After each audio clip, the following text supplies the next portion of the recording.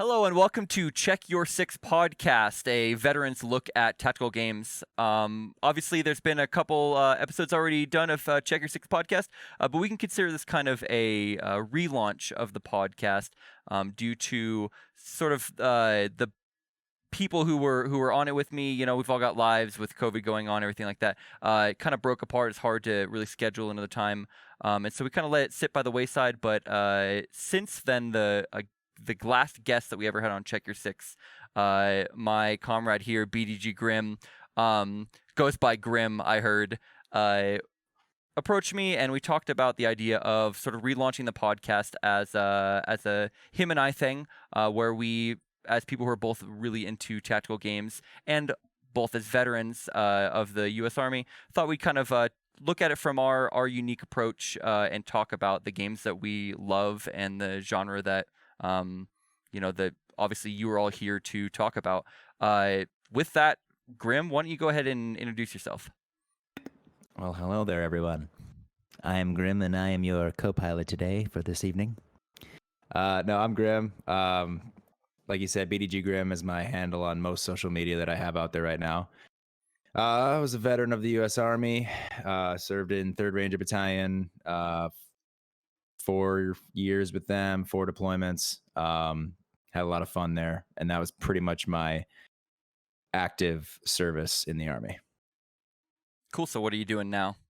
Right now, I work in IT, and I'm a nerd, which I love. But no, I mean, I've always loved the tactical gaming genre and all the stuff that encompassed it, and I really enjoy putting military tactics that I learned in the Army into gaming.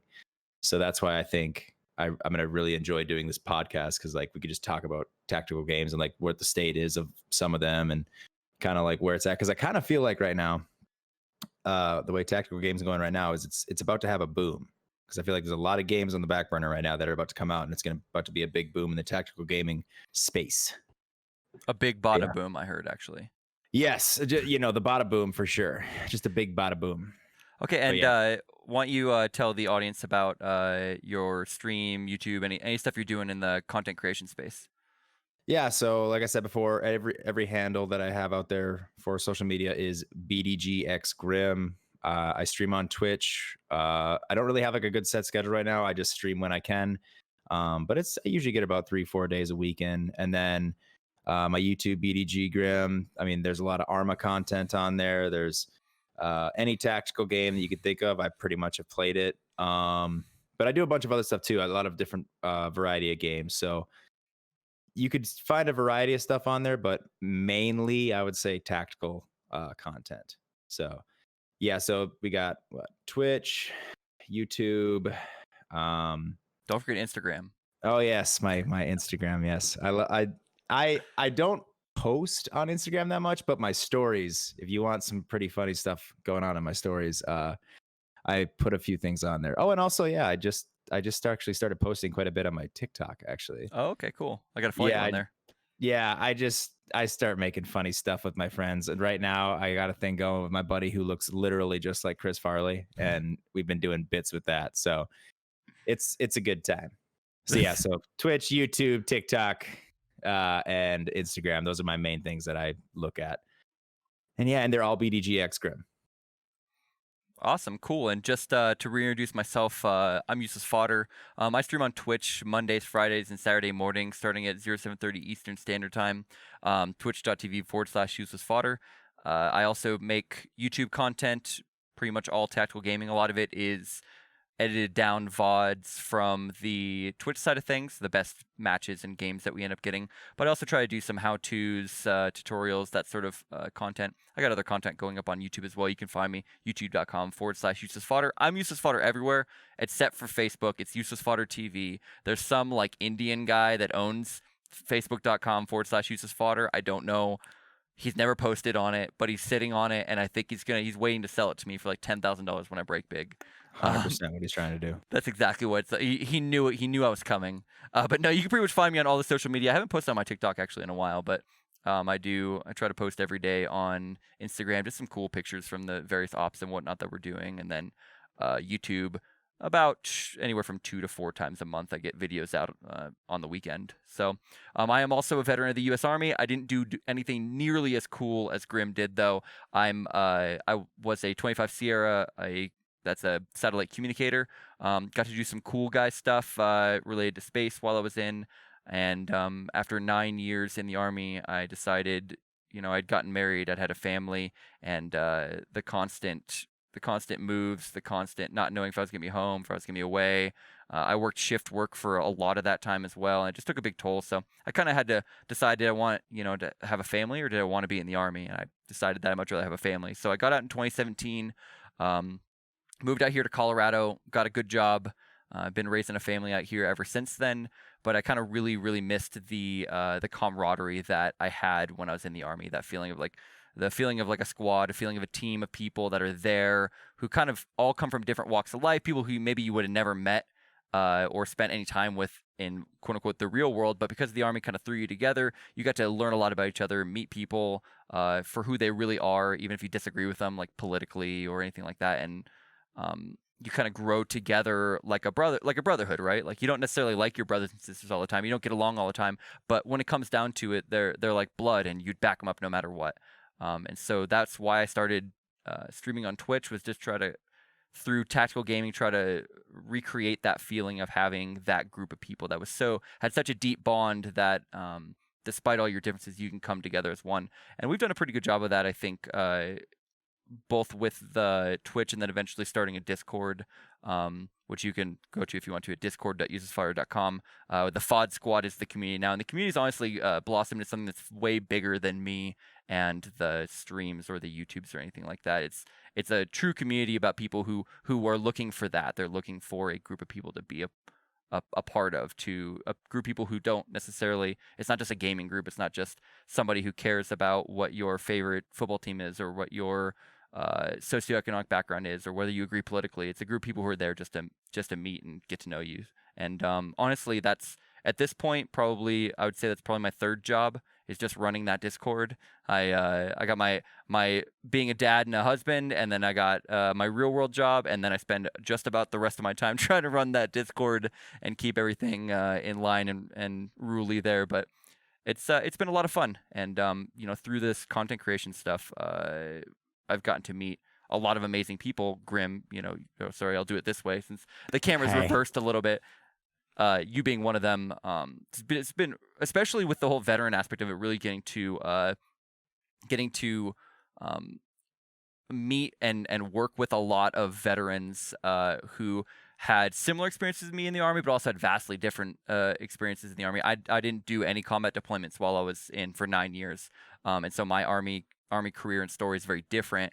But getting to have that togetherness of being like, yeah, we all went through basic training. We all know what the suck was for the Army. We all, we can all make jokes about officers versus enlisted. We can all talk about that NCO that we had. There's a total D-bag, but also, went to bat for you that one time and really made a difference in your life. Like all those things, I think that camaraderie, that inbuilt brotherhood that you get just by knowing that somebody else served, I think, being in the content creation space, I've noticed there's a lot more veterans now than there were even when I started 3 years ago. And I feel like a lot, especially with this lockdown time, a lot of veterans are seeing that, sort of reaching out and trying to connect with them.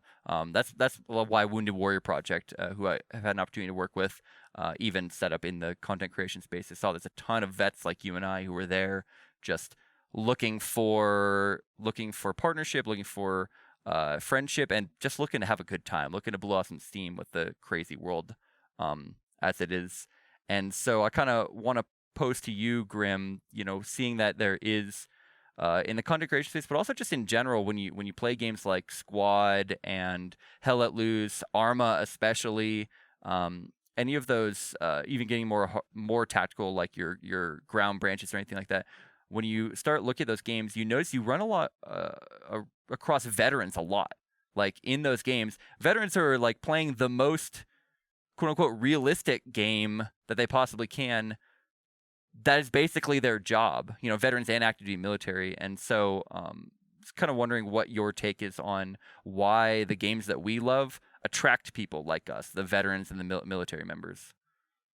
Well, I mean, I guess the way I would say it attracted me, I guess, is well, I'm out now and I don't do anything that even close to what I used to do in the army, which is combat arms. I was an infantryman, and it's kind of almost how I call it. Whenever I talk to Justin, and Justin Red 87, I say I got to get my fix, and that's just like my fix being playing games like Arma, Ground Branch, and running with those guys and implementing real world tactics and real world CQB theory in a video game, which is pretty dang cool to do. And I think that's why a lot of veterans gravitate towards tactical shooters, because it's more grounded. So when they play like Call of Duty and stuff, they're just like, okay, well, that's not realistic, because like it's like a race car driver. Like, you don't really necessarily see race car drivers play racing games unless it's like I forget the name of the game, but there's like a dirt rally game that's like super duper realistic, and like all the dirt rally guys actually play that because they're familiar with it and they can use real world things that they learned in the game, and that's why they play it. So I think it's the same thing for military veterans when you play like games like Arma, especially, as you can use real world implementation of what you learned in the army or whatever branch you were in and implement it in a video game. And it's really cool to see when you use like a tactic, like, I don't know, a bounding tactic, or how you enter and cleared a room in real life, and you did that in the game and it worked, and you used a certain technique that you did in real life and it worked, and you're like, wow, that's really cool to see in a video game and how they can implement that. And I think that's what when you talk about what is a tactical shooter, like, it's all about the tactics and how you do a certain thing. Like, it's not just to clear a room. It's not just I'm going to run into this room and clear it. It's like, okay, I'm actually thinking in my head, how am I going to navigate this space with given what I have and all these different things. And that's what makes a tactical game. And I think there's games out there that are labeled tactical games, which aren't, in a way. They're more so just like, they call them tactical. I would say they're more of a hardcore shooter. And to kind of segue into that, of like the difference between like a tactical game and like a hardcore shooter, I would say is like, tactical game, you're doing a lot more thinking before you do stuff. And hardcore shooter, you probably are too, but a hardcore shooter is more so like your HUD's taken away, or your you don't have a map or something, and you have to do a certain, and like you just basically you get assets taken away from you, and that's what makes it hardcore. And it's just a little bit different from the tactical space. I see how it can be confused, but they are a little bit different. Yeah, I definitely would agree with you on that. Like, I would say that a good example of that is, like, you could say maybe, like, I'm not a big fan of this game, but Rainbow Six Siege has a lot of gaminess to it, right? But like at its core is an angles-based CQC shooter, and so I'd say, especially when you watch at high levels, like the tactical nature of it really stands out. But I would not call it a hardcore shooter by any means, because it's got a lot of bells and whistles. It's got a lot of other things. Vice that a game like Escape from Tarkov, I consider that a hardcore shooter, but I do not consider that a tactical shooter. I think you can use some tactics in it, but I feel like the vast majority of what you do in that game is much more Twitch based, being slightly intelligent with positioning, but it's a lot more about how quickly can you get your reticule on the enemy and hold down fire, vice them. Smart decisions you made a long time ago can play out well here, but it's not necessarily like you're coordinating fires or you're working on bounding or anything like that in that game. That being said, it's very hardcore. If you get shot in the leg and you get a fracture of your leg, you got to put a splint on it, then you got to take some pills, or it's extra layers that simulate some sort of aspect of realism on top of it, to make it give an authenticity towards what that would feel like, what somebody actually in a combat situation would have happen to them when they get shot. And so I think, like, I don't consider that a very tactical game, but I do consider it a very hardcore game. And I think at the marriage of both is a game that you and I both love, Ground Branch, right? Like, that's a very tactical shooter, probably the most tactical shooter, but it's also There's essentially no HUD on it at all. It is, you get shot once, you're pretty much dead. The recoil patterns on the weapons are extremely realistic. Like, so it tries to take the realism aspect or the authenticity aspect of a hardcore shooter, and it also takes the extremely smart level design, extremely smart weapon handling, and combines the two to make a tactical and hardcore game. So I think that might be illustrative for people who've played any of those games to kind of know what makes one or the other. But I think something like Ground Branch is a little bit of both.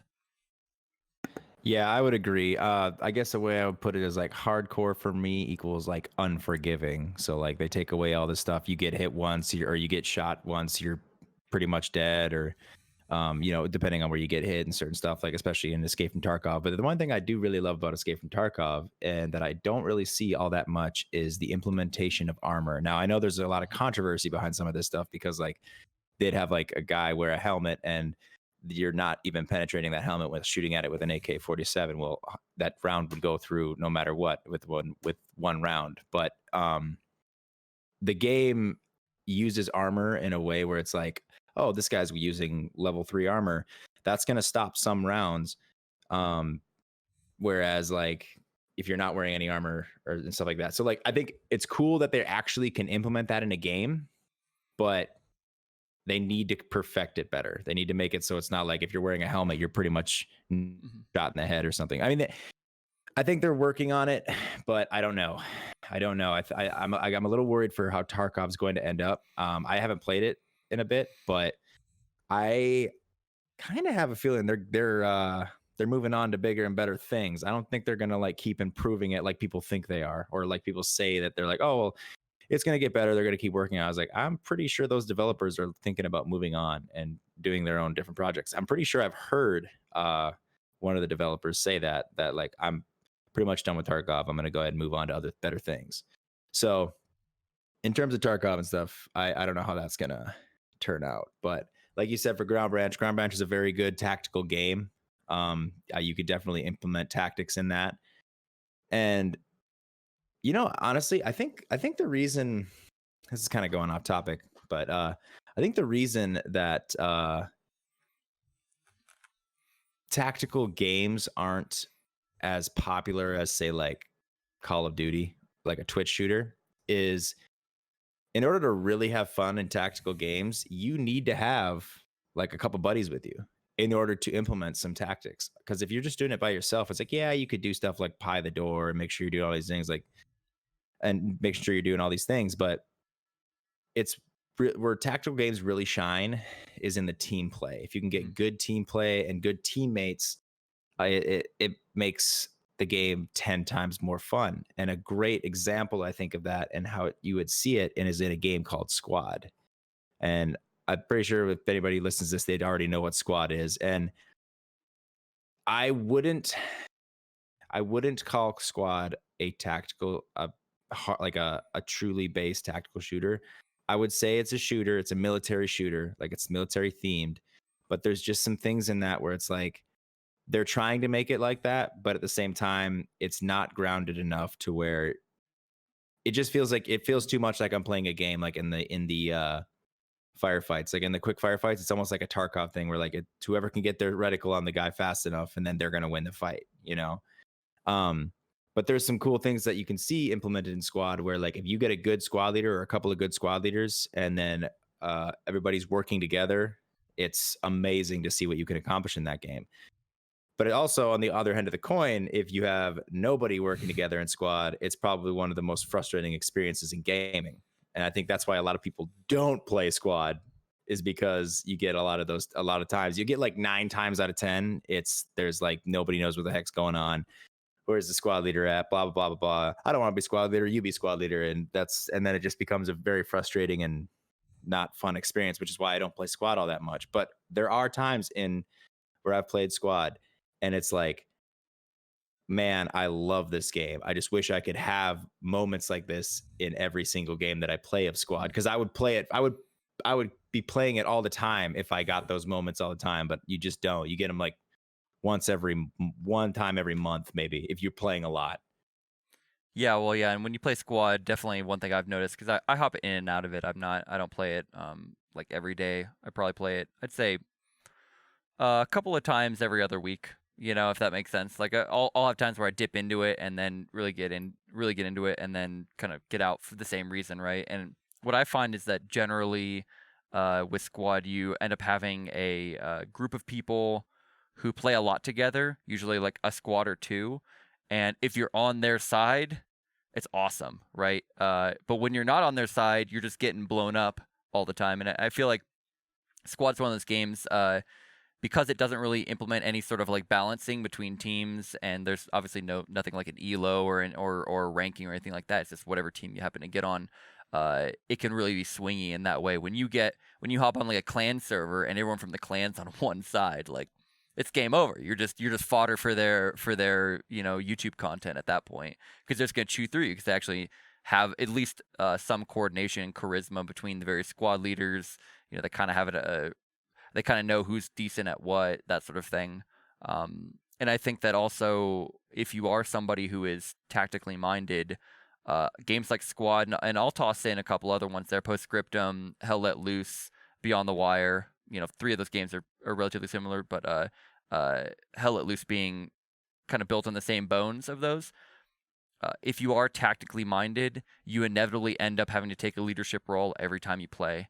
And like, I like squad leading in Squad and all those other games. I don't mind being commander in those games, but like in the end, sometimes you just want to be a medic. Sometimes you just want to be an MG gunner. Sometimes you're just looking for, you don't want 3 different audio channels of people yelling at you, needing things, and having to constantly make decisions and put stuff down and point at maps and yada yada. Like, that can be really fun, but if you're the only one who's ever willing to step up, then that can get so old. It's like being in high school and being the only one who's willing to actually like lead the group for the project. Like, if it's fine if you do it once or twice, but eventually, like, come on, guys, can somebody else have an idea? Could somebody else? I don't want to dictate how everyone does everything all the time. Like, at some point, I just kind of want to turn off. And I find that with Squad especially, I tend to just get sucked up to those leadership roles nonstop. Like, I'll see the commander roles unfilled for half the game, and finally I'm like, well, we're gonna lose to that commander. I guess I'll just step up and do it. And that's kind of, you're doing God's work. You're doing God's work. But it burns you out. It burns you out really fast on those games. And I'm gonna go out and say that I think that Squad specifically puts too much emphasis on squad leaders. The whole fact that it's make or break if you have a good squad leader, including the experience of the individual player. I really feel like they added commanders. In the time that I've been playing, it's been a while now since they added commanders, but I really think that they need to do better to offload some of the requirements of the squad leader onto other roles, specifically like the team leader aspect of it. You can make fire team leaders. I think offloading some of the aspect to a fire team would be way better, like having a fire team leader have his own net with his guys, his or her guys, so let's not be sexist here, and then there being a squad level, like a leadership net that they're on. So that squad leader has to worry about what his team leaders are doing, and that's it. Not what all 10 people on the squad are doing, just what his 2 team leaders are doing, and then can also communicate with the commander and the other squad leaders in that way, would help immensely. I think that a lot of the fob building and base creation aspect of it, which is a huge draw, I kind of have a theory about hardcore and tactical games. Like, they all kind of have a I'll say an angle, or they kind of all have a focus, right? I think Squads is a strategic gameplay via their building mechanic.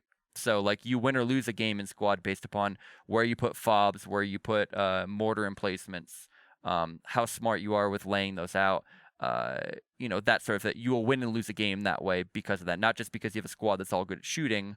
If they can't resupply, then they're useless. If they have to run, 2 kilometers to get into the battle, then that great player doesn't matter. And I think if they took some of that focus of the base mechanic and they took it away from the squad leader, like, make the squad leader put down the radio, make the squad leader put down the hab, but there's no reason why your engineer can't be doing the rest of the base building. Like, let that player who just wants to base build not have to be a squad leader, and he could just go put up the walls, and he can do this and that. He can drive the logi back and forth, and get to play that aspect of it. And me as a squad leader, if I'm sitting there and I'm having to tell my guys where to go, communicate with all the other squad leaders, communicate with the commander, call in fire support, put down a rally point for my guys, and I have to do all the base building, just seems a little ridiculous. Like, I think some of those aspects could be put off on somebody else. Like, once again, team leaders. Make sure the squad leader can't put down a rally point, but the team leaders can. So each team leader has a rally point for their guys, and the squad leader can rally off of both of them. Boom. It's like I 100% agree. That's I think that would take the pressure off of that person, and it would give the team leader being an aspect where somebody can kind of, okay, I played squad for a little bit, I kind of want to step up a little bit. You step up into that team leader role, but you still get to be a medic or whatever, right? A fire team leader is just a extra thing you're given, and then all of a sudden you got just slightly more to worry about. And then after you've proven yourself to be a good team leader, then you could step up to be a squad leader, and eventually up to be a commander.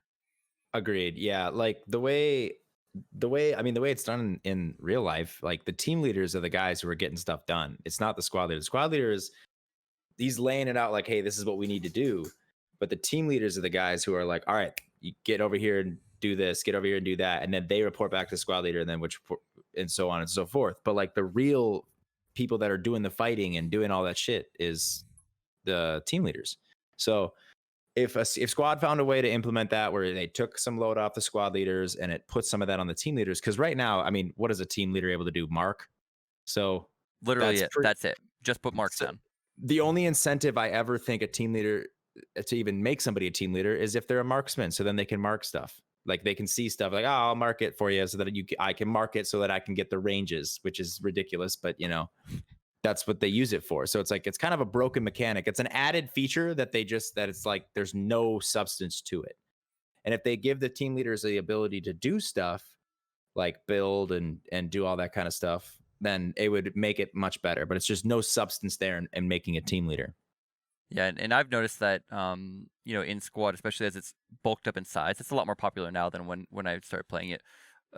Definitely due to a lot of the various streamers that were playing it. I think they did a really good media blitz campaign when they did their 1.0 release. I don't know, what was that, a year ago now? And I think they did a really good job to bring a lot of players into it. And I'm sure some of them have fallen off, but they've done a lot better. But I noticed that now, it used to be that you'd have a lot of squads that only had a couple people in it. But nowadays, when you join a game, you'll see all the squads are full except for maybe one squad. And then you'll hop in there, and that's the time that you get forced to be squad leader or whatever, right? And I think that if you're going to have a full squad of people I think it's 8 to 10, I can't remember, it's somewhere in there, that's more people than one person can manage reasonably.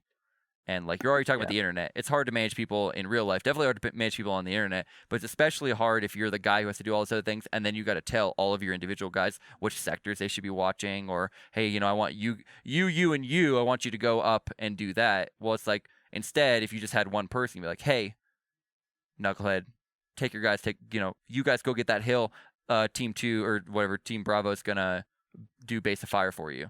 Boom, it's like instant. You don't have to worry about it, and then you as squad leader can be like, okay, get back to looking at the strategic aspect of, okay, that squad's going there, that squad's going there, I'll radio up to command, let them know I got a guy getting up on the hill, like, and I can get back to doing the leadership things and not the individual, yada yada yada. It's like, you and I know, because of how embedded it is in everything you do tactically, is team lead based. Like, I'm even thinking when you stop and pull 360 security, you got to do a sit rep, right? Squad leader doesn't go to every individual soldier and say, like, how's your ammo, how's your water, no, that's squad leaders don't have time for that, right? That's why you got your team leaders. If your team leaders are slow with those reports, then they've screwed up, because they should know everything that's going on with their 4 guys, right? And so, not to belabor the point, but I really think that is just an aspect of a missed opportunity that I think if somebody who both loved the game and had a little bit more background like we do got involved in the actual creation of that game, I think that would not have happened. And I haven't done my research on this, but I don't know if anyone on the squad team actually is a veteran of the military. I think they do have a few. I'm not 100% on that, but I feel like I've heard that somewhere, but don't quote me on it. Yeah, because I know that they've worked with people, especially when they were still doing Project Reality way back in the day for Battlefield 2 or Battlefield 3. I think it was Battlefield 2 first, and then they pushed up. Yeah, that's right, 2, because they just came out with Battlefield 3, Venice Unleashed or whatever, the modding tools for that. I think that back then, I know that they had a lot of that, because I remember that being like a big selling point, or not selling point, but a big draw for that. But I think a little bit of that culture of whatever the force is that they're trying to replicate, I think really sells it. It's not just the type of weapon you have or whatever. Like the cultural differences between the various forces could even be exemplified. They kind of have that a little bit. Like the insurgents are the only ones that can a buddy rally. That feeling of like, if you let any insurgent get in, there's going to be a bunch coming out of there. Insurgents can build two habs for every radio, right? You never know where they're going to come from. I think that's an awesome aspect. They may not have as advanced of weapons, but they have a way better mobility. They got way more ability to move around. Their stuff costs less. Like that's cool. I think if you could even delve down deeper into that in like the way you structure those various forces, I think you even have a bigger selling point for that game.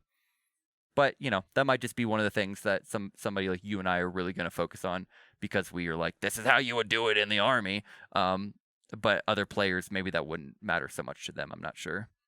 Yeah, I kind of get in that slump sometimes too, where like I've done a little bit of consulting with a couple of developers on games, and I said, listen, I'll give it. I won't say the game. I won't say anything like that because I'm not trying to badmouth anybody here, and I'm not even badmouthing them here. But I'm like, I sometimes get in that mode where it's like, well, this is how you would do this certain thing. I don't know why you guys want to do it this way. And then they'd explain to me that like, well, we want each thing to be unique. We want each weapon to be unique. And it's like, I get that. I understand where you're coming from with that. But the way you're having it done is any person who sees that, especially like in a tactical sense, they're going to look at that and be like, why is that guy doing that? Like, why is he doing it that way? This way is faster. And I didn't get like mad, but I was just like, guys, this is how it's supposed to be, man. I'm trying not to like step on any toes here or be mad. I care, but I care a lot about this project, and I really think that if this went this way, it would look better. And they've been actually very receptive, but they went back to their original. So we hear you. You're heard. Yeah. We're gonna do it the Yeah. other way.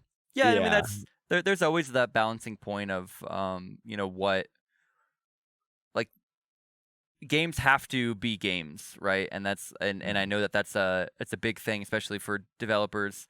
Game developers have put a lot of time and like a almost a clinical level of research into the aspects of what people enjoy about games and what they want to do. I mean, go to somebody who's done level design for 10 years and talk to them about like angles of perspective and like doing things that draw people's attention towards where they need to go without you knowing they're doing, and like and there's like so much deep thought put into it, so it's kind of hard to come in and be like, well, but in the real military they do this, and they're like, yeah, but in video games we kind of, yeah, but in military they do, and I think there's a level of balance that always has to be had.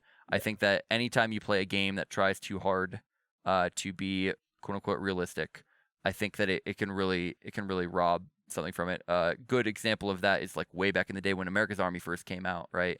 And like the fact that you had to go through basic training in that game, like it killed the game for a long time because it was unskippable. You had to go through all the aspects of basic training. I got what they were trying to do, right? It's an army recruitment tool. They kind of wanted you to know it's not all just fun running around shooting. And then, of course, if you ever got frustrated and like shot at one of the people that was teaching you, you went to a virtual Leavenworth for like 5 minutes. And I was like, how many people have not played this game? How many interesting teammates do you not have because you had to go through somebody listening? Like you had to actually listen to somebody talk to you for the full like FM whatever dash whatever. It's like, it was insane. And I was like, yeah, this they went a too little far. too far with that. And I mean, I like a game that's a little hardcore.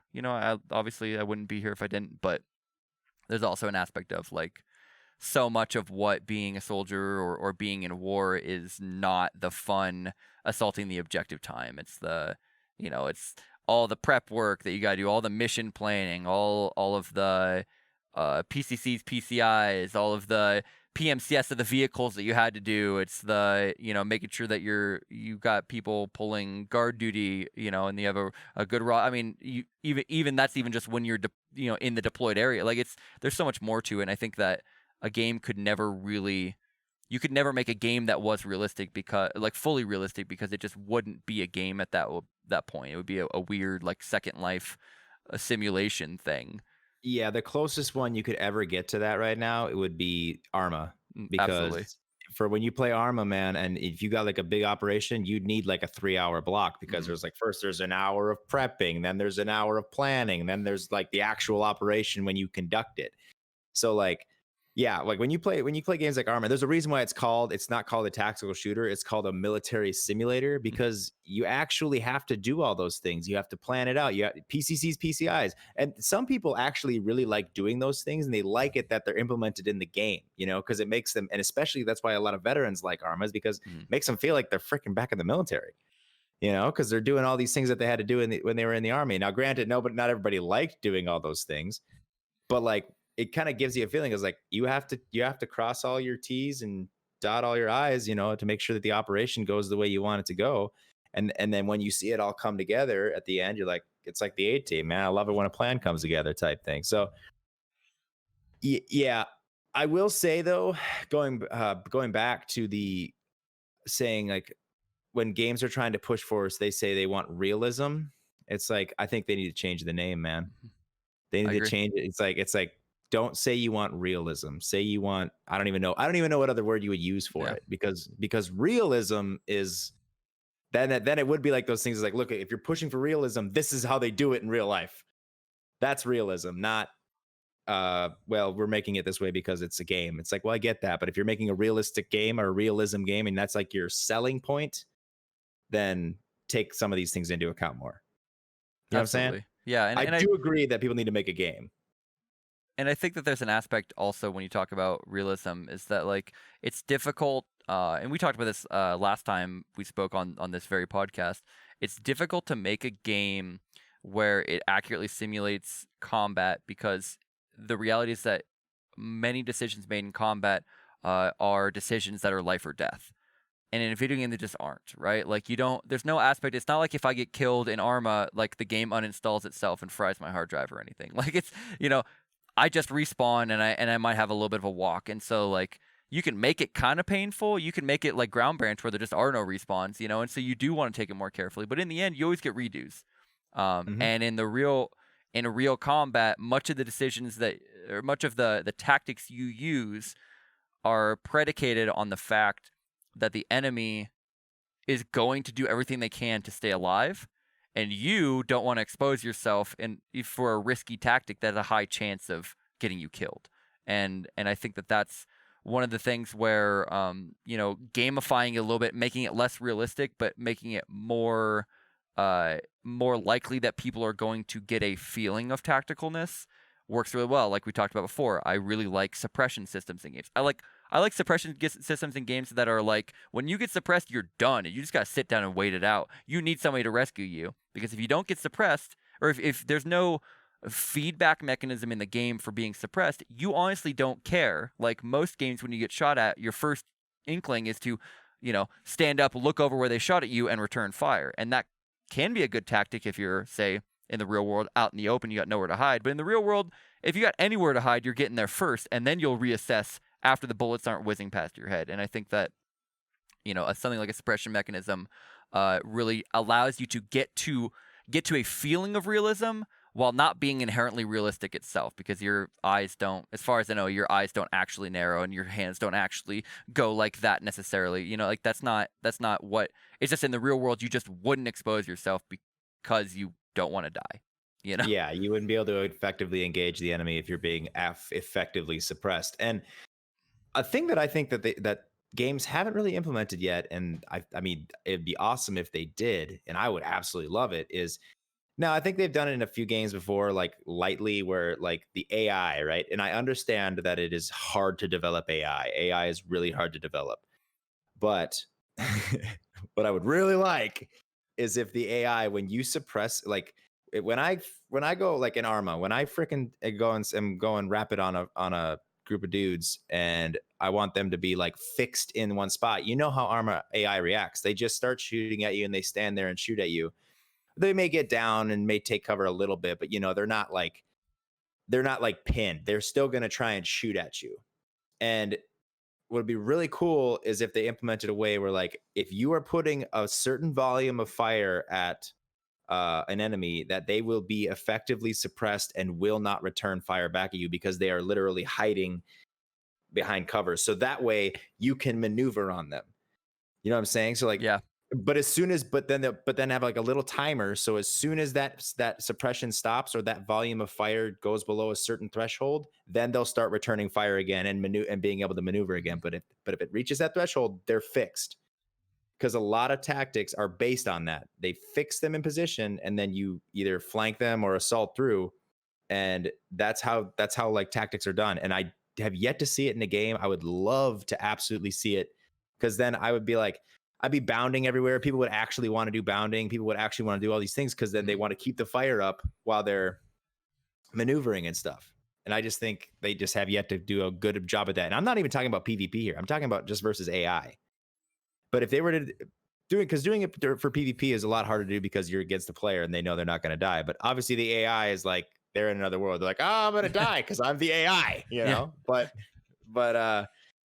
I just have yet to see it in a game, and I would absolutely love it. I'm not a huge PvP guy. I do play PvP, but I'm not big on it. I like cooperative games, dude. If I can play together with my buds and defeat the AI and certain things like that, I absolutely love it. So that's in terms of suppression systems, that's what I want to see.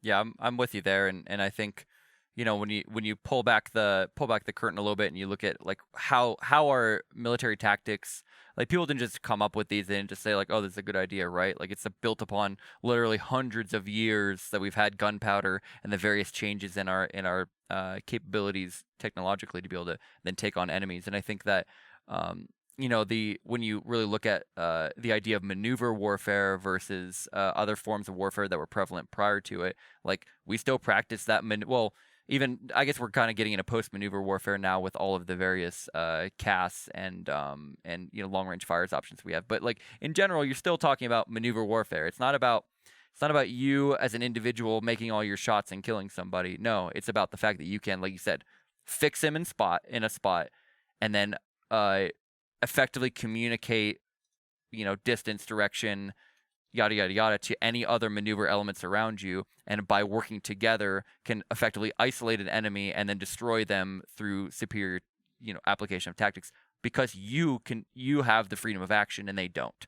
And that's true in the air. That's true if you pull back to a strategic view and like a whole theater and what you're trying to do, moving whole armies against each other, all the way down to a, you know, squad level of you have two teams for a reason, and you work with your other squads to make sure that, yeah, we're on SBF. We're here to make sure that if we see anyone, they don't go anywhere, and we can call them out to people that are actually down there maneuvering between buildings and let them know there's a guy there.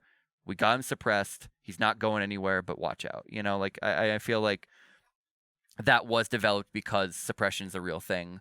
And so when you see somebody who tries to play Arma and you try to apply those military tactics, and sometimes you just get your butt kicked by the AI, and you look back and you're like, well, that wasn't realistic. The AI wouldn't just stood in the road and then just, you know, let loose with his PKM when he was getting shot at by that 50 cal that took him out literally a second after he cleared our squad. But he did it anyway, and we just got to learn to deal with the Arma AI. It's like, that would be cool if the next generation of Arma, or, you know, whatever tactical game, especially ones with co-op, like you said, can actually better integrate what that is without being too over the top. I mean, I've seen like systems that people will have where they create like a morale system for the enemies, but like I feel like those morale systems, whenever you see them in games, they tend to be like they are fighting to the death until they get to a certain threshold of morale, and then they just break and run, and there's no in between. There's none of that like, okay, I'm just biding my time to get back into this fight. Like, clearly I shouldn't peek my head out because it's not a good time to shoot at them. I will die.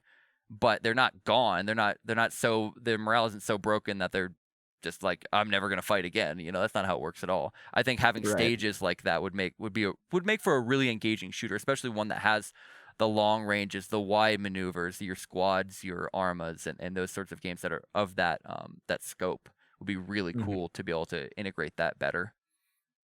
I think in a way that it can implement it back to you, like say the AI is suppressing you, because not only you can suppress the AI, like the AI's got to be able to suppress you, or then what's the fun in that? Then your actions could just be like, okay, well, I'm just going to keep shooting at the guy and moving while I'm shooting at the guy, and then that my buddy can just make sure that while I'm reloading, he's shooting at the guy while we're moving. It's like what it would be a good, I think, a good thing to do would be like, if there's a certain volume of fire that's coming at you that is like within a general vicinity, uh your guy will move slower. He will not you won't be able to see as well. But like how you see in most of the things, like you won't be able to see as well. And I'm saying this because like in real life, you just wouldn't move, but like for a game, you do different things to implement that, like Yeah. you're being suppressed. So like he'll move slower, he won't be able to see as well. He won't be able to engage back as well because his gun will be going all over the place. Granted, that's not realistic in how you be suppressed, but you have to do that to implement being suppressed in a game. So that way it makes people think like, I can't be caught out in the open right now, or I am screwed if I get engaged and suppressed, because otherwise I'm not going to be able to move as fast. I'm not going to be able to disengage. But if I pop smoke and break my line of sight from them, then all the effects disappear for like 10 seconds. But then if they start seeing you again and engage you, then you're back to being suppressed. But if you're able to pop smoke and break your line of sight with them, if there's a mechanic that can be made like that, where you can break your line of sight and then it takes away all the effects for a second, and then you get out of there and you bound back and stuff, and you try to suppress them to keep them fixed from firing back, that would be the epitome of a small unit tactics game, because that is small unit tactics. That is what you do. That is breaking contact. That is reacting to contact, all that stuff. It is all about gaining fire superiority, because if you don't have it, you're going to lose the fight. So I would love to see it in a game.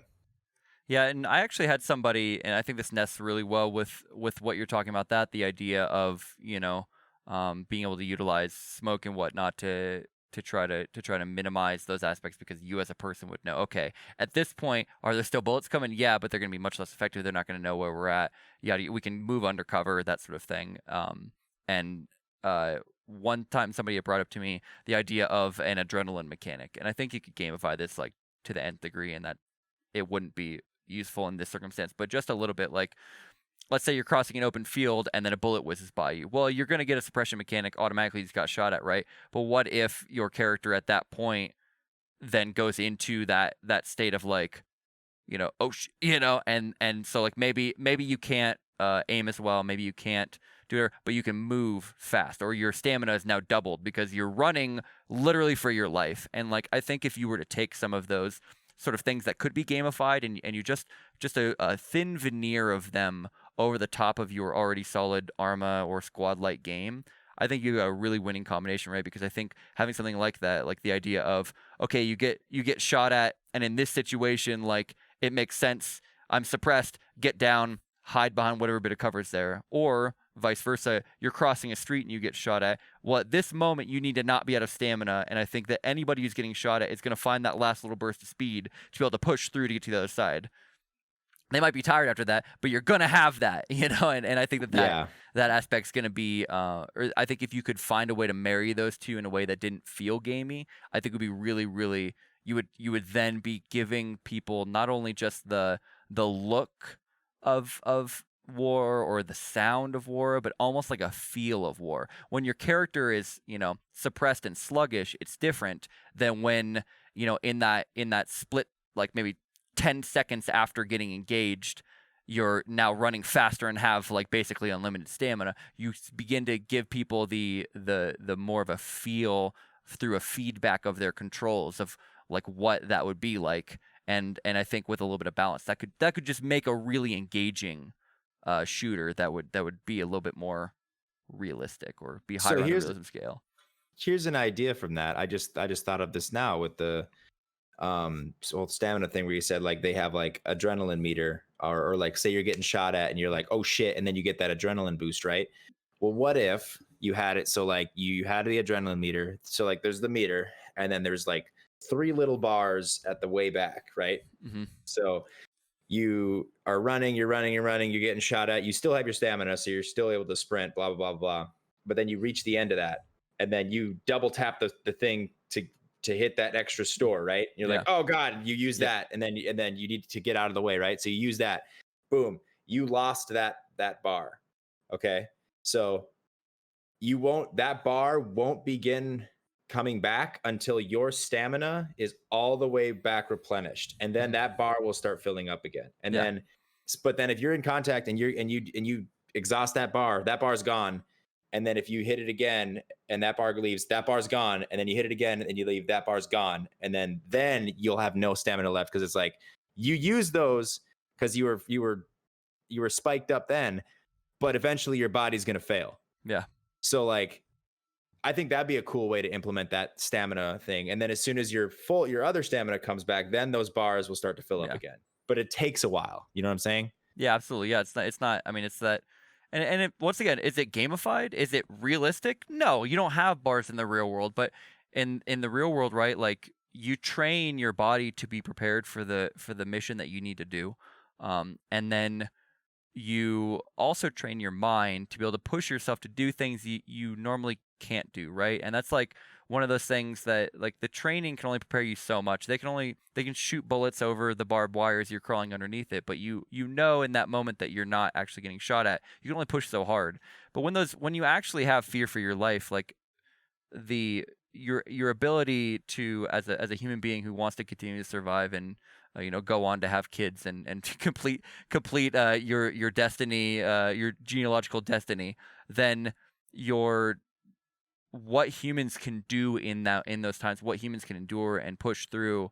I think replicating that in a way that makes you feel like you're more than just a series of, I don't know, it's gonna sound like a series of stats, right? Like that's one of the things that people always complain about when they hear about Tarkov, right? They hear about the story of Tarkov, like, oh, you're this hardcore PMC and you've been fighting, and then you get there and your recoil pattern is like the side of a barn, and you're like, what happened to all of my skills that I had over the last 10 years of being a PMC? Like what happened? And I think that having that aspect of like, yeah, you are a trained soldier who's prepared for this sort of thing, but like you said, there are limits to the human endurance, and if you I mean, I never lived it, and I maybe you can speak to this, but I know reading a lot of accounts of combat, like or a great one for this would be like Black Hawk Down. Like a lot of that 17-hour battle was people resting from the bursts of activity that they had to deal with, and the final scene in the movie correlates very well with the final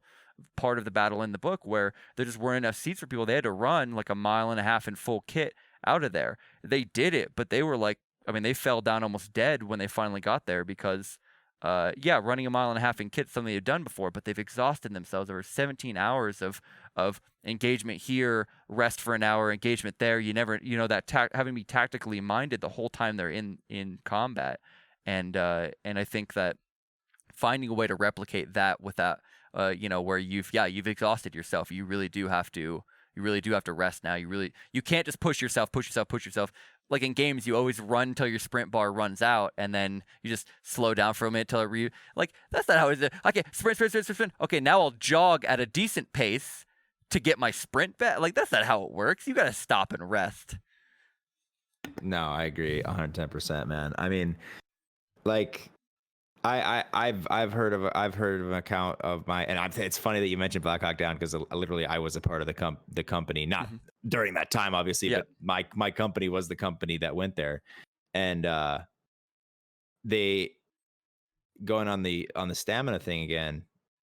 We had a thing where there was guys that they got in contact in a valley in Afghanistan, and I think it was like a 6-hour firefight. And when they were trying to get out of there, like an entire platoon became heat casualties because obviously they didn't want to get shot. So they were pushing their bodies to the absolute limit, but there is a limit, like obviously their adrenaline was running, because from when they were telling me they were getting shot at, like a couple guys got hit but also like they were just rounds skipping right by them and stuff. So it's like their adrenaline was obviously spiking and they were doing it, but for a 6-hour long battle, and then having to run however far back to get back to the HLZ, an entire platoon became heat casualties. So like there is a limit to the body. So like I agree with you that there shouldn't be like a thing like, oh, I'm out of stamina, I'm not gonna run, I can't run anymore. But I do think I like the idea. I think we're really onto something here. Let's just start a game. The podcast get turned to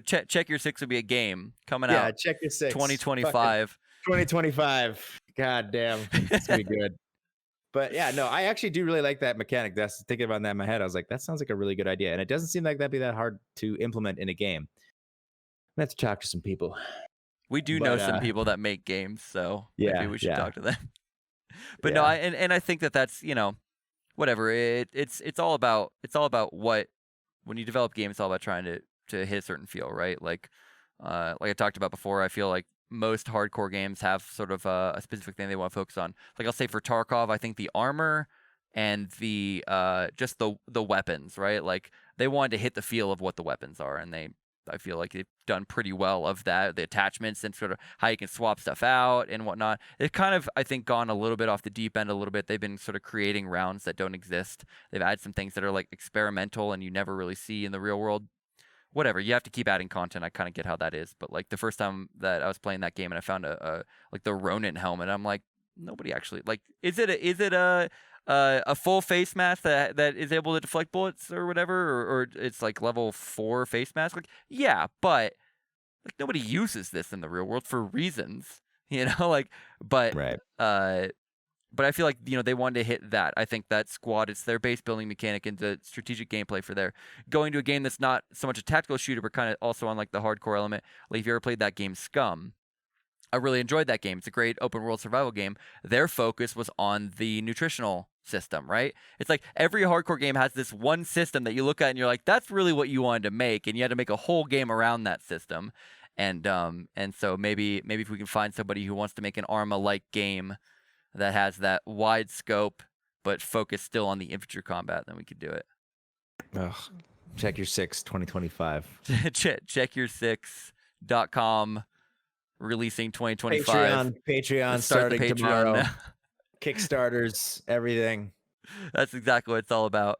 So just moving forward on some of the stuff that we mentioned earlier, I've felt for a while that I don't know if it's like the start of like the indie games really coming to the fore with stuff like early access being a thing, Kickstarter being a thing, and like people being just more willing to essentially pay to alpha test your game. But since I've gotten really into the genre, which was roughly the 2015 2016 time, I feel like looking back, there was like the like original Ghost Recon all the way up to like SWAT 4, I say is where it's at. And then like there's a valley, there's a gulf there where I can't honestly say any particular game. There were certainly mods for games that came out that kind of got towards it, but there just wasn't what I would call like a tactical or hardcore game for a long time. And then games like, I'll say like I think Insurgency Sandstorm, maybe not Sandstorm, but like Insurgency the game when it came out, started to sort of get that going again. And then obviously over the past 2 or 3 years, you see a huge explosion of them, like Off-World Industries becoming this company that now has 3 sort of tactical-ish games underneath it of different eras. You've got obviously EFT being one of the most played games in the world for a while last year.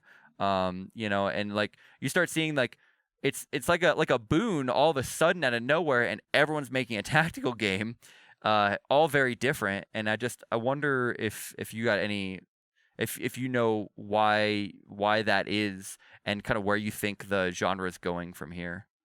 Well, I mean, heck, just look at Call of Duty Modern Warfare, man. The Clean House mission. Everyone loves that mission. Why? Because it's rooted in some realism, and the guys who consulted on that actually did that kind of stuff.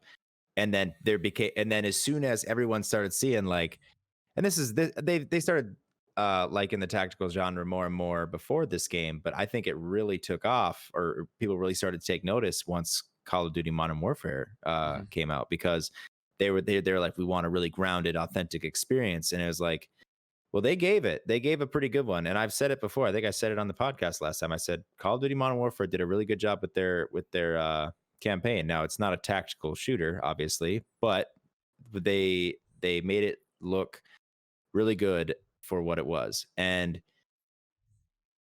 you see a lot of tactical games now try and implement certain things like Clean House-ish mission, like the Clean House-ish mission, and they try and implement them into their games. And I think it's pulling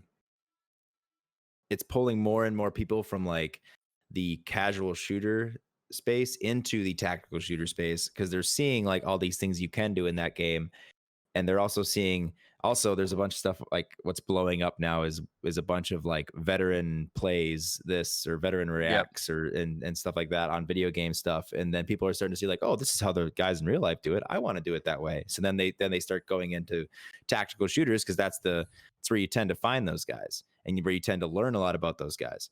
So I think it's like I said in the beginning, man, I think there's going to be a boom. There's going to be a boom of tactical shooters that's going to come out here in the next 3 to 4 years. Hopefully they're good. I mean, I'm hoping and praying that Ready or Not gets their stuff together and has a great game, because I really think there's some potential there, and I mean, it looks beautiful, just got to play good. And also there's other games like 0 Hour that is starting to look a lot like a SWAT 4 predecessor as well. I mean, there's a lot of games that got a lot of potential out there. They just need to drive it home and finish I think them. they can do it and finish them. Yeah, they just need to do those things, and gosh, they could just be such good games. But so yeah, man, I think it's gonna boom. Have you seen that game Due Process? Did you ever play that one? I haven't, but I've heard of the premise. Basically, where it's a new map every time you play. Yeah, but it's like sort of futuristic. I don't think there's any like hero abilities or anything like that, but I feel like there's like some technological stuff that's like futuristic. But it's basically sort of like a 0 Hour SWAT 4 feel to it, like a CQC shooter, like very, very tactically grounded. A lot of people, somebody who I look up to a lot, I don't know if you follow him, Clean. He did Tarkov for a long time, kind of fell out of it for a while, kind of hops back and forth. But like, I always appreciate his takes on things, and he loved that game. He thought it was a great game. I saw a lot of the people who were in sort of the space that we're at our level playing that game and having a great time of it. And so it's like, I feel like looking at that game being sort of this futuristic game, not being grounded in like an actual like reality, but still being arguably a better tactical shooter than a lot of the games that are like that don't make up guns and stuff. I think that puts it. It's a very interesting. It's very interesting to show that you can like the future of this genre might not even be like real world stuff. It could be the next Halo game. They could release a tactical Halo game if they really wanted to, right? Like you said, like Call of Duty, grabbing onto what I would consider to be very hardcore concepts in there, like their the way they did their cover system. A lot of people hated it, but I thought it was a very interesting way to take it. That idea of holding angles, holding corners, and being smart about it. I was in the back channels of the Ground Branch forums when they showed off first their movement system, the Ground Branch Discord.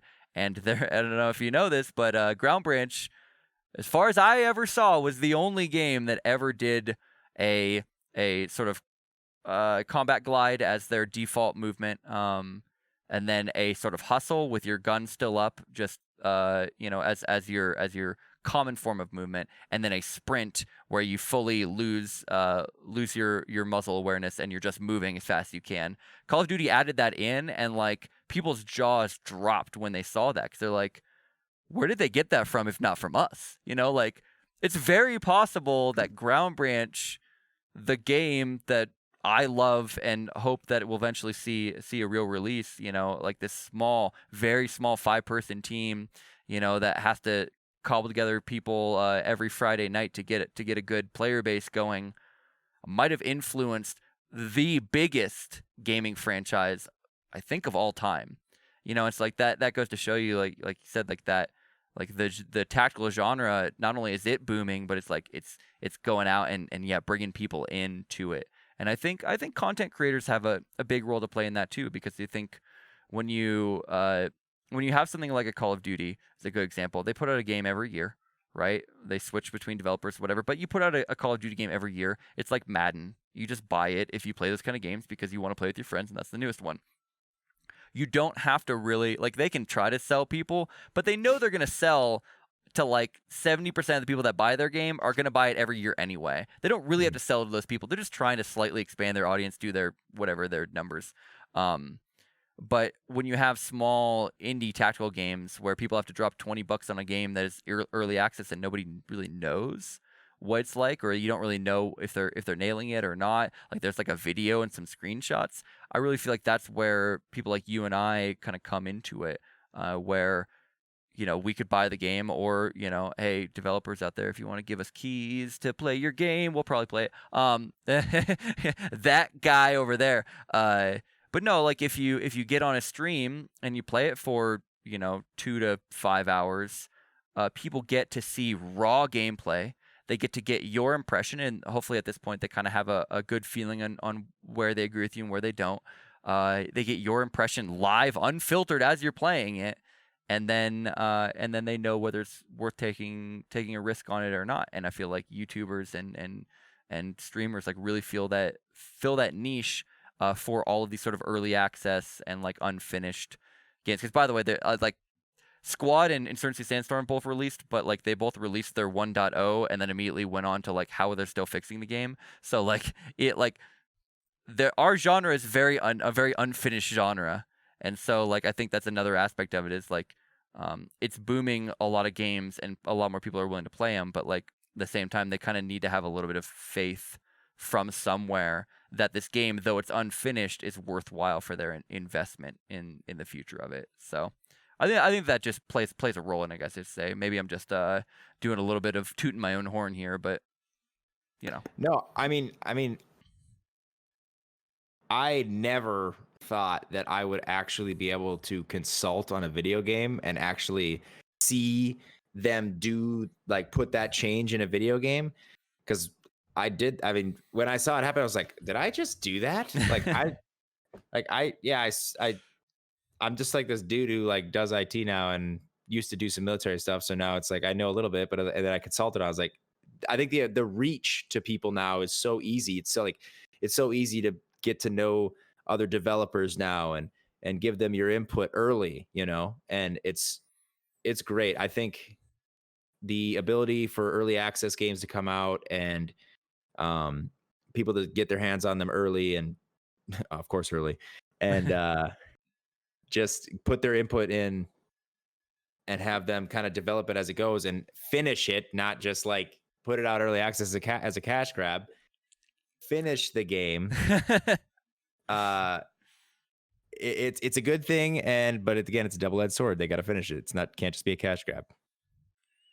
Yeah, I'm pretty excited to see where it goes. There's a couple of games that I've really got on my radar. I don't know if you're following what Drakeling Labs is doing with Operation Harsh Doorstep and Warfare 1944. But I think those games, especially Warfare, has like a very, like we first see it's got this like very like blocky voxel look to it, and you're like, oh, this is a serious game. But then when you get down to it, like it's like talking to those guys, like they're like, no, we're making a tactical shooter. It may not look like it's a stylistic choice, it may not look like a tactical shooter, but I'm promising you, though you're shooting Minecraft guys, it's built on some strong foundations. And I think getting to work with the guys on Operation Harsh Doorstep is the same, or Doorstop. I always get the two confused. Doorstep or Doorstop, I'm not sure. Somebody will correct me in the comments, I'm sure. Getting to play those games and seeing like what, once again, a small indie team with passion can do, like, and their game hasn't even really gotten to like the fully open early access aspect of it. I think it's really cool, and we're even seeing it like spread into other genres. Like I don't know if you ever played the SCP Pandemic, if you played that game, but it's an SCP game, right? So it's full of weird like pseudo horror sort of things. But it's a 4-person co-op tactical shooter, and it's a tactical shooter. Like it's designed to be a tactical shooter. It just happens to be in the SCP world, and so it's like, yeah, people, like as we look to the future, like I see all these games that I've really got my nose, or whatever, ear to the ground. Nose to the ground doesn't make any sense. You can't smell dirt. Ear to the ground, trying to suss out all of these upcoming games for content creation purposes. But sometimes I just pull back and I'm like, there's just so many of these, I can't even keep up with them. Like every time I look over, it's almost like when everyone's making a battle royale game a few years back. It's like no matter what, like somebody they put battle royale in every game. It's like that, but like with smaller smaller creators that are just want to create that game. There's even another game that I played whose name is escaping me right now, and I should probably look it up before I mess up. But it's basically like an attempt to create a game sort of like Squad. Operation Valor is called. It's to create a game that's sort of like a Squad style game, like a large open scale strategic game, with building fobs and capturing points and doing moving through various terrains and cities and villages and whatnot. But it is an a top down. It's a top down shooter. So almost like what was that one? What was that World War II one that you played? Oh, gosh, Foxhole. Foxhole. So think like Yes. Foxhole. Think like Foxhole, Squad. Let's make a game that's like that. And it's like, at first I was like, oh, I don't know what that's gonna be like. But then I played it. I'm like, this is awesome. Like, it takes the shooting aspect of it, the skill of being able to get your cursor on somebody's head, out of the game, and now all you have are tactics. All you have are the ability to move. Yeah, it's like the tactics are slightly dumbed down because it's, you don't have standing and sitting, and you can't, but you can still go into buildings. It's all about like getting sight lines on roadways and moving your other teams. It's great. Like when I played it, they did some open beta tests, and it's like, it's great. It's really fun, and I'm like, that's a cool concept. And so it's like we've gotten past the stage of just recreating the old game. Like Ground Branch, while it does many new things, attempts to capture the feeling of the old Ghost Recons and the SWAT 4 and those sort of feeling of games, right? We've now, as a genre, moving past just trying to sort of recapture and iterate on the old games, and now we're trying to brand new concepts. I think that's really cool, and I'm just really excited where it goes. I think the next year is going to be looking really good for it, especially as every time people get a bunch of money in their pockets, I'm hoping that these COVID checks, that people dump it right into game development, and then Yeah. and then Check Your Six comes out in 2025. 2025, Check Your Six, funded by COVID. funded by COVID. No, so I've heard about that SCP game, never played it, but I'll get you a that. Thank you. That concept is like super freaking cool, because I think that's like an untapped thing that people don't look at, is like a tactical military shooter, but against monsters. Mm-hmm. Like, I mean, it's tactics. You just have to develop new tactics for whatever anomaly or monster you're fighting, right?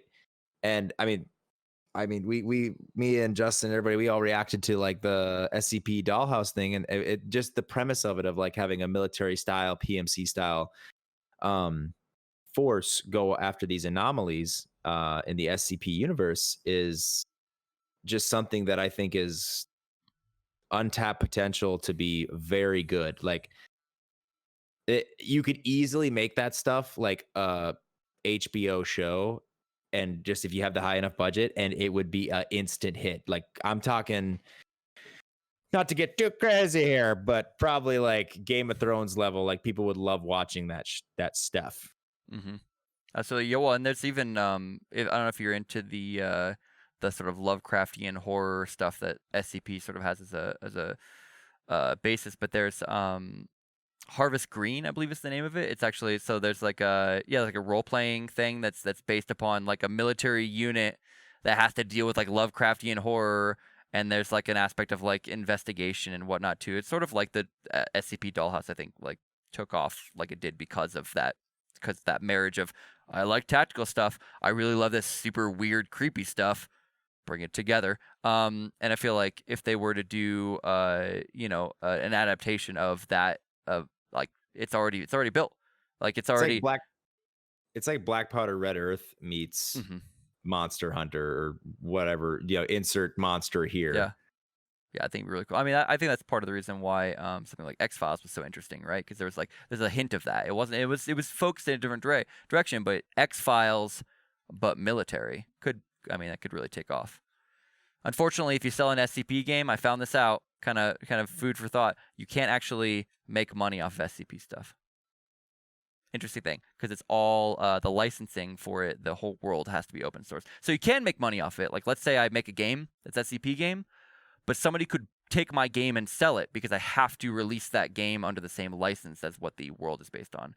So that's why the guys who are making SCP Pandemic, you can pay to get into their Patreon, was kind of how they were before. They're going to have an early access. You're paying to basically get in and test and get in the credits and whatnot. But eventually it has to go free to play because they can't actually, they can make money, but they can't actually like sell it per se. Like they can't own the intellectual property that that's based on. Then they're going to create another game after that. They're going to use a launchpad to create another game that is in their own world, which is sort of SCP inspired, but it has all their own monsters, has all their own anomalies, their own history, and yada yada yada, to then be able to sell an actual product that they own. So it's one of those interesting things. They're gonna have to be careful about that. Oh yeah, no, they've really done a lot of homework on it, and they didn't intend on selling the game originally. They were just a small mod team, and then they got a lot of interest, and then they're like, oh yeah, let's make a game, or let's make a bigger project, and then as that interest like built, they're like, well, eventually we should probably try to make a living at this. and that's what they had to do. The lights got to stay on, guys. At some point, somebody has to pay me, is all I'm saying. I'm still looking for that YouTube monetization. I'm never going to get there, though. Oh, you'll get there, believe me. Dude, it's a paid. For it too. But yeah, obviously we got some more stuff on the outline, but I think this is a pretty good launch episode, to be honest. I'm going to call this episode 1. I know there already was an episode 1. We're going to call this Relaunch episode 1. And I'm really glad to be back at this. I think, I really enjoy talking about these games with you. I think it's fun that we come at it from a little bit similar background, but still very different. We play different games. You have the aspect of, I feel like you play with a little more of a defined group. I know you're part of like a MILSIM group for Arma 3, yada yada yada. Whereas like I have like sort of like the Suicide Squad of random people from throughout the world who just kind of hop in and play at various skill levels, right? And so I think that we're a pretty good team to take this on, and I'm really excited to see where this goes and what we what those various perspectives can bring to the table on this. Yeah, I'm excited, man. I had a lot of fun doing this first episode, and I'm excited to do some more, honestly, and getting more guests on as well, because I feel like we can get a lot of really good, interesting perspectives as well. Yeah, we know a few people, so I think that we could probably convince them to get. But I'll have to make a new overlay, and we'll figure that out. It's we'll messy. Get there. I don't want to. I don't want to. I don't want to do it. Trust me, I'll do the next one. I say as if the overlay is actually really that great anyway, but no. But yeah, definitely for anyone who's listening out there on the audio version, thanks for listening.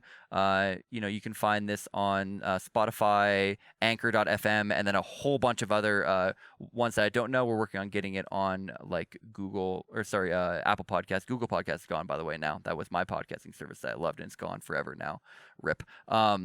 But we're going to get on Apple Podcasts. I know it's a lot of people's favorite podcasting place. If you guys have any response, any question, any feedback on what we talked about today, you can email me at UselessFodder at gmail.com, or Grim, I don't know if you have an email you want to give out. I'll give that out in episode 2 because I have it. I just don't know it right off the top of my head. Yeah. Or, of course, you can hit us up on Twitter. All of that will be in the show notes. All of the information will be in the show notes. And then if you're watching this on YouTube, obviously all that same information will be down below that you guys can get a hold of us and submit any questions you guys have. I think we'll probably find a way to work a questions and answers segment into this in the future, and I think that it'd be really awesome to see. So solicit what your questions are that we can answer live on the podcast. With that, though, I think we're going to close up shop here. It's getting past my bedtime. I know that. I know you stay up all late and you don't have to worry about... no, definitely. I got to get to bed, too. I'm getting old now. Now you're out of the army. You're officially old. Yeah. Sounds good. Well, Grim, thanks for a great first episode. Thanks to all the listeners, viewers, and everyone out there. Hopefully, we'll see you guys in episode 2 coming out in approximately 2 weeks.